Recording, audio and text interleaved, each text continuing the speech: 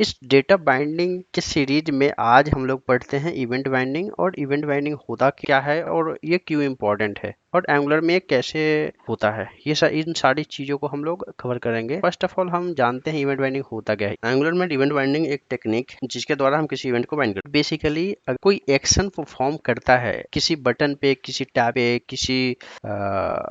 किसी भी HTML के टेम्पलेट पे, कहीं भी कोई एक्शन परफॉर्म होता है। जैसे हम लोग देखते हैं कि किसी फॉर्म को में हम जब डेटा फिल करते हैं और डेटा फिल करने के बाद जब हम सबमिट पे क्लिक करते हैं तो डेटा सेव हो जाता है डेटाबेस में। तो होता कैसे है, तो वहां भी इवेंट बाइंडिंग का यूज होता है। या कभी कभी हम देखते हैं माउस ओवर करते हैं किसी बटन पे तो हाईलाइट हो जाता है या उसका कलर चेंज हो जाता है। या कभी होता है कि किसी इनपुट बॉक्स में हम यूजर से कुछ इनपुट करवाते हैं और यूजर ने अगर गलत इनपुट डाला तो एक वैलिडेशन मैसेज देता है या उस इनपुट बॉक्स का बॉर्डर का कलर चेंज हो जाता है। तो ये सारी चीजें इवेंट बाइंडिंग के थ्रू ही होती है, राइट। जैसे मैं एग्जांपल के लिए बताता हूँ कि जैसे मैं इस इवेंट बाइंडिंग का जो कार्ट है क्लिक करूंगा, तो जैसे ही मैं क्लिक करूंगा तो एक नया सेक्शन इनेबल हो जाता है या ओपन हो जाता है। तो ये कैसे हो रहा है, ये इवेंट बाइंडिंग के थ्रू ही हो रहा है। बिकॉज हमने क्या करा है, यहाँ पे एक इवेंट लिखा हूँ और इवेंट में करस्पॉन्डिंग एक मेथड को बाइंड किया हूँ। जैसे ही इस कार्ड पे क्लिक करा वैसे ही वो मेथड कॉल हो रहा है और ये कार्ड को इनेबल कर दे रहा है, राइट। जैसे हम गूगल पे जाते हैं और सर्च के बटन को क्लिक करते हैं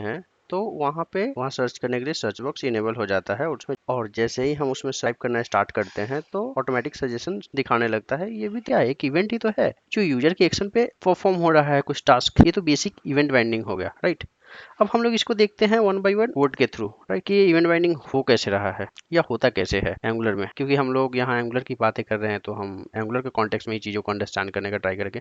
तो हम फर्स्ट ऑफ ऑल एक फर्स्ट सिनेरियो देखते हैं कि बटन पे इवेंट को कैसे बाइंड करते हैं। तो मैं क्या करता हूँ, एक बटन क्रिएट किया और उस बटन के अगेंस्ट में हमने मल्टीपल चीज़ें लिख ली, राइट। और इवेंट बाइंडिंग का बेसिक सिंटेक्स क्या होता है, तो इवेंट बाइंडिंग को हम लोग पैरेंथेसिस के अंदर लिखते हैं और उसमें क्या लिखते हैं, action type, right, equals to method का नेम, कि कौन सा फंक्शन नेम क्या ऑपरेशन परफॉर्म करवाना है। और ये फंक्शन होता कहाँ है, ये फंक्शन आपके टीएस पेज पे होता है, राइट। और इसके अंदर ही सारे लॉजिक लिखे होते हैं। Action type in the sense कि इस बटन के केस में एक्शन टाइप क्या है, क्लिक एक एक्शन है या इवेंट है जो इस बटन के क्लिक पे कोई ऑपरेशन परफॉर्म करवाएगा इस मेथड के अंदर जो भी लिखा होगा उसको, राइट। ऑन क्लिक को ऑलरेडी हमने यहाँ पे लिख रखा है तो ये क्या करेगा, बेसिकली ये आपको एक अलर्ट दिखाएगा। चलिए सेव करते हैं और देखते हैं क्या होता है। जैसे ही मैं इवेंट को क्लिक किया और यहाँ पे देखिए बटन इनेबल हो गया, राइट। जैसे मैं इस बटन को क्लिक करूंगा अलर्ट का पॉपअप है वो डिस्प्ले हो रहा है और उसमें क्या है, बटन क्लिक जो मैसेज हमने पास करा था वो दिख रहा है। देखिए यहाँ पे ओके का बटन है, ये भी तो कोई एक्शन से नहीं हो रहा है ना, ये भी तो किसी इवेंट को ही कॉल कर रहा है। जैसे हम ओके पे क्लिक करेंगे ये इस पॉपअप को क्लोज कर देगा, राइट। इसको देखिए क्लोज कर दिया। तो ये तो बटन के ऊपर इवेंट को हम लोग कैसे अप्लाई करते हैं ये देखा।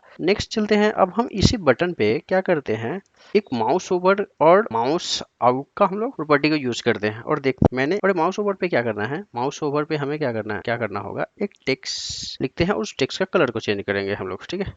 तो ये टेक्स्ट भी आ गया, ओके ठीक है। हम लोग क्या करते हैं, इसमें कंडीशन लगा देते हैं। अब इसमें हमने इस होवर को यूज किया और ओवर का वैल्यू ट्रू होगा कब, जब हम इस बटन पे माउस को होवर करेंगे। तो ये क्या करेगा, कलर को चेंज कर देगा और इस कलर के अंदर क्या लिखा हुआ है, ब्लू कलर। तो यहाँ पे ये माउस होवर पे क्या है, ब्लू कलर। और जैसे ही मैं माउस आउट करूंगा या लीव करूंगा ब्लैक में कन्वर्ट हो जाएगा जो भी टेक्स्ट होगा वो। चलिए देखते हैं, इसको सेव करते हैं। अब देखिए जैसे ही हम इस डिव के अंदर ही लिखते हैं, लाइक इस सेक्शन के हमने इसको यहाँ लिखा और देखते हैं अब क्या होता है। ओके देखिए जैसे ही मैं बटन पे माउस ओवर कर रहा हूँ तो ब्लू में हो जा रहा है और अगर माउस लीव कर रहा हूँ तो ब्लैक में दिख रहा है, राइट। तो ये तो बटन के क्लिक पे या किसी टेक्स्ट के पे माउस होवर करने पे परफॉर्म हो रहा है। चलिए हम इसको एक टेक्स्ट के ऊपर लगाते हैं और फिर देखते हैं कि ये क्या करता है। तो हम क्या करते हैं, इस टाइटल पे ही, ओके चलिए हम इस टाइटल पे ही हम इसको यूज कर लेते हैं। टाइटल पे ही हमने क्या कर दिया, बाइंड कर दिया।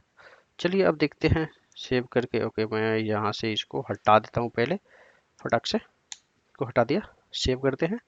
अब चलिए देखते हैं यहाँ पे क्या होता है।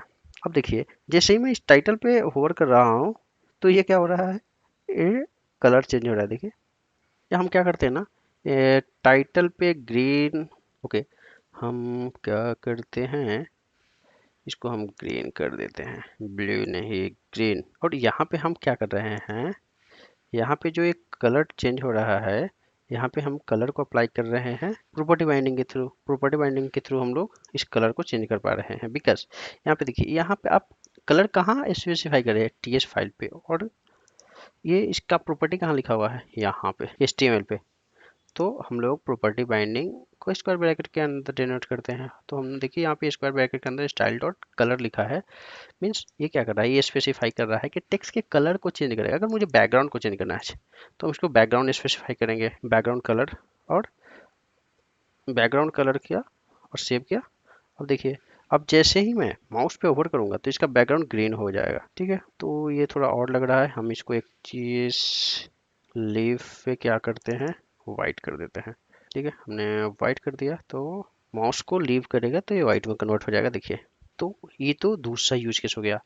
राइट, एक हमने पढ़ा था कि बटन पे कैसे इवेंट बाइंडिंग यूज करते हैं, दूसरा हमने पढ़ा कि टेक्स्ट पे या किसी बटन के ओवर करने पे हम कैसे किसी एक्शन को परफॉर्म करवा सकते हैं। ये बेसिकली होता है कैसे, कब है, जब लेट्स सपोज कि हमने माउस ओवर किया तो यहाँ पे कलर चेंज हो रहा है। लेकिन समटाइम क्या होता है कि जैसे ही आप माउस ओवर करते हैं किसी टेबल के रो पे, लाइक टेबल के स्पेसिफिक रो पे कोई बटन, एक्शन बटन इनेबल हो जाता है, जैसे डिलीट करने का, ऐड करने का, ये बटन इनेबल हो जाते हैं। ये इन सब चीज़ों को भी हम लोग हैंडल कर पाएंगे माउस के इवेंट को यूज करके। अब यूज करते हैं इनपुट बॉक्स पे, कि इनपुट बॉक्स पे हम कैसे अप्लाई कर सकते हैं। तो हम क्या करते हैं, एक इनपुट बॉक्स क्रिएट करते हैं, इनपुट।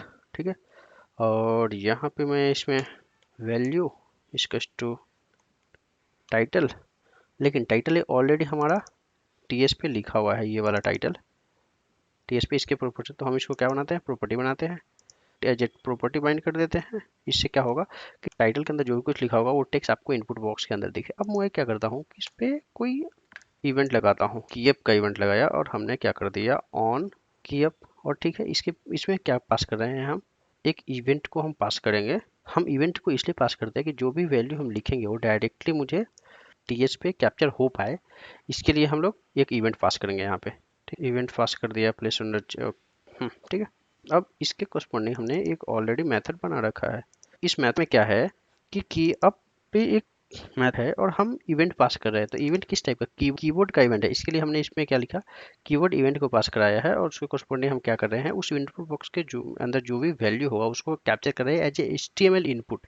क्योंकि ये इनपुट बॉक्स है, ये प्लेन HTML का इनपुट बॉक्स है। ठीक है, तो इसके लिए हमें as a input HTML input element का यूज करना पड़ रहा है। और उसके बाद हम क्या कर रहे हैं, इसे कंसोल करवा रहे हैं। जैसे ही हम इनपुट बॉक्स के अंदर कुछ टाइप करेंगे तो ये वैल्यू जो भी क्या यूजर ने एंटर करा है वो automatically on the real time पे ये आपको ब्राउजर पे दिखते रहेगा, कंसोल में दिखते रहेगा। देखते हैं, देखिए ये हमारा इनपुट बॉक्स है और इनपुट बॉक्स में पुट है। और देखिए, तो ये देखिए यहाँ मैं जैसे जैसे वर्ड बाई वर्ड टाइप कर रहा हूँ ना, तो ये वर्ड बाई वर्ड यहाँ पे दिख रहा है, लाइक कंसोल होते जा रहा है। तो इसका यूज किस क्या है, जैसे आप किसी सर्च बॉक्स में टाइप करना स्टार्ट करते हैं, नीचे देखते होंगे सजेशन आना स्टार्ट हो जाता है। तो ये क्या होता है कि इवेंट ट्रिगर हो रहा है और उस ट्रिगर इवेंट के बेसिस पे आपको कुछ डेटा मिल रहा है। ये तीन चीजें हो गए हमारे इवेंट बाइंडिंग में। लाइक हमने क्या पढ़ा, एक तो बटन पे कैसे इवेंट बाइंडिंग को यूज करते हैं, दूसरा हम किसी माउस की होवर पे कोई एक्शन को कैसे परफॉर्म करवाते हैं, और तीसरा है कि इनपुट पे हम कैसे इवेंट बाइंडिंग का यूज करते हैं। तो ये तीन चीजें हैं। अब हम लोग नेक्स्ट लेक्चर में टू वे डेटा बाइंडिंग पढ़ेंगे और पढ़ेंगे कि उसका यूज केस क्या है और वो क्यों इम्पोर्टेंट है। Okay, thank you for your time, have a good day.